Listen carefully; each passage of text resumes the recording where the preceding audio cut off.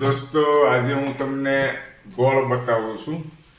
દોસ્તો આમાં બન્યું એવું જે આપણે ગોળવાળા કાકાનો વિડીયો બનાવ્યો હતો તો ઘણા ખરા મિત્રોએ મને મેસેજ કોમેન્ટ કરી કીધું હેતલ કુમાર તમે ગોળ તો બતાવ્યો ને કેવો છે, તો આજે હું ગોળ તમને બતાવું છું। સરસ મજાનો છે ગોળ, આ 10 કિલોની પેટી આવે છે અને દોસ્તો તમે જોઈ શકો છો આ ગોળ દેશી ગોળ આમ ઉપરથી આમ ફાટી ગયો હોય ને આમ ગોળ દોસ્તો, એટલે આ નેચરલ હોય, ઓરિજિનલ હોય, બરાબર છે। આ એની ઓળખ છે।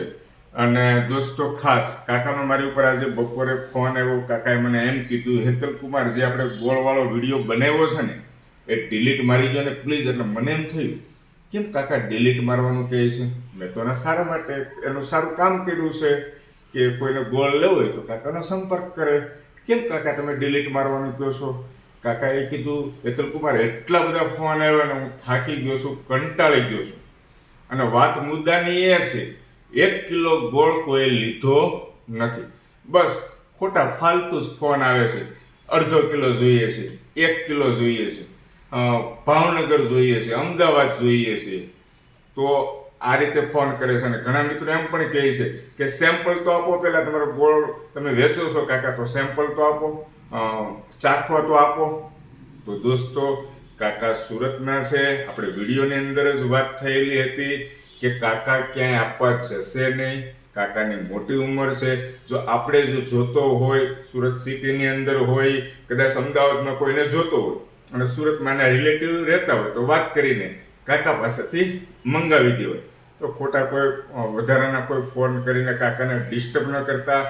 મેં તો એક મોટી ઉંમરના કાકા હતા અને હું વિડીયો બનાવવાનું કામ કરું છું, મને એમ થયું એક કાકાને હેલ્પ કરું, તો મારા ગ્રુપમાં કોઈ મિત્રોને ગોળ લેવો હોય તો કાકાનો કોન્ટેક્ટ કરીને એક સારું વસ્તુ મળી જાય મિત્રોને, એટલા માટે કાકાનું કામ થાય અને આપણા જે મિત્ર છે એને સારી વસ્તુ મળે તો મિત્રનું કામ થાય।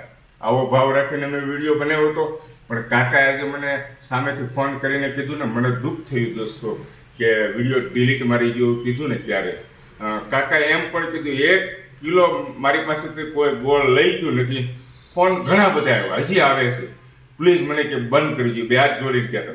હવે આપણી બાપા જેવડી ઉંમર દોસ્તો, તો આપણે મજાક મસ્તી ન કરવી જોઈએ, ફાલતુ કોલ ન કરવા જોઈએ। હા આપણે જોઈએ છે તો કાકાની પાસે રૂબરૂ જ આપણે જવું જોઈએ ને, આપણે કંઈક ચીજ વસ્તુ જોતી હોય તો, અને સ્પષ્ટ ભાવ આપી દીધો છે 50 રૂપિયા છે, તો પછી ફોન કરીને 45માં આપશો, 40માં આપશો, 10 કિલો લેવો છે તો એટલા રૂપિયામાં આપશો, એમ ભાવ કરાવીને શું મતલબ છે દોસ્તો।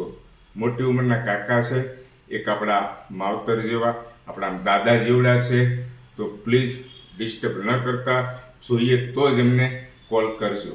મારી વાત કાંઈ વધારે મારે તમને કહેવાઈ ગયું દોસ્તો, તો ભૂલચૂક માફ કરજો। થેન્ક યુ દોસ્તો।